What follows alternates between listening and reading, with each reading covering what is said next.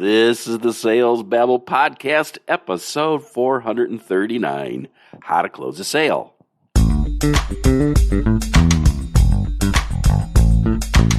Welcome to Sales Babble, the podcast that shares selling secrets for non-sellers. And now your host, Pat Helmers.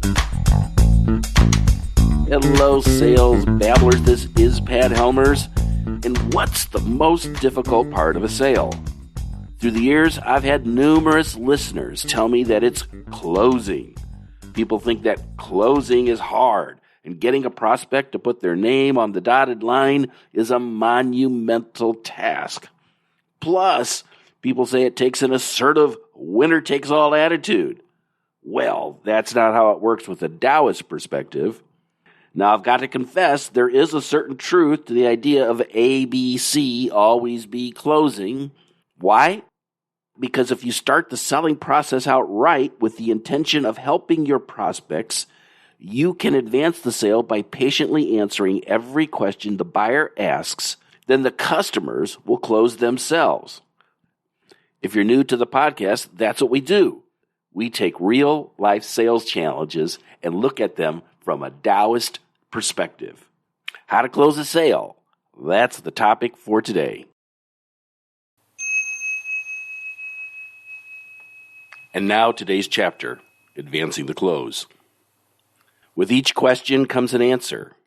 The master seller advances closer, step by step, slowly finding common ground. And now today's story.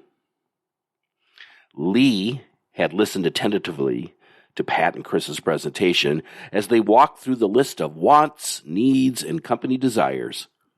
And Chris explained how their product addressed each item. In the conversation, there was a lot of back and forth, and by the end of the sales call, both parties had a much better understanding of the challenges Lee faced. As the conversation wound down, Pat kept waiting and waiting for Chris to close the deal. Soon it would be too late, so Pat spoke up. "From what I understand, it sounds like we've addressed most of your needs. Is that correct?"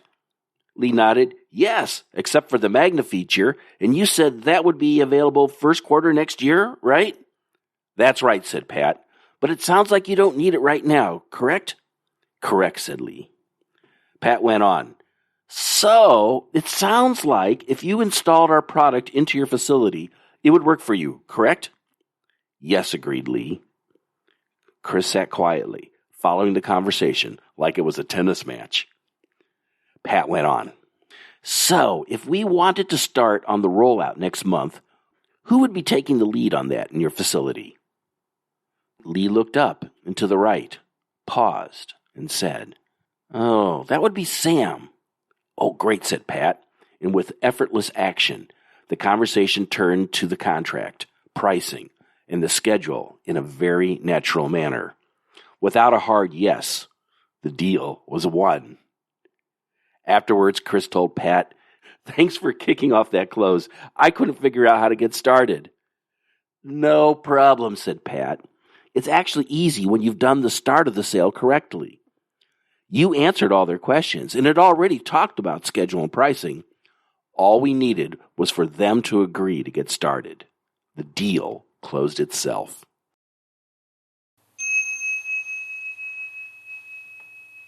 I'm reminded of a quote by Seth Godin that says, "Don't find customers for your products, find products for your customers." Every answered question advances you closer to understanding if you can help your prospect. When selling is done right, both parties come to an agreement that a deal should be made. Closing isn't about learning scripts and tricking people into saying yes. Closing is about advancing closer to a solution that works for the buyer and the seller. To download a copy of this week's Tao Te Ching of Sales chapter, you can find it in the show notes at www.salesbabble.com. And if you found value in this episode, if you could share it with just one person, that would really help us grow the podcast. Look me up on LinkedIn and reach out and connect. I'd love to meet you. That's all for this week. Until next Tuesday, take care and have a highly successful and profitable selling day.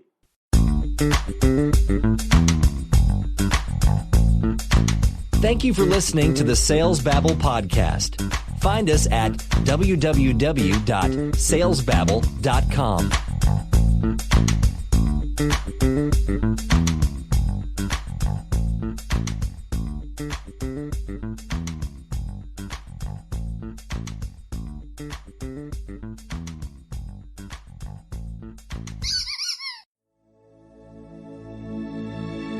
This is a production of Habanero Media.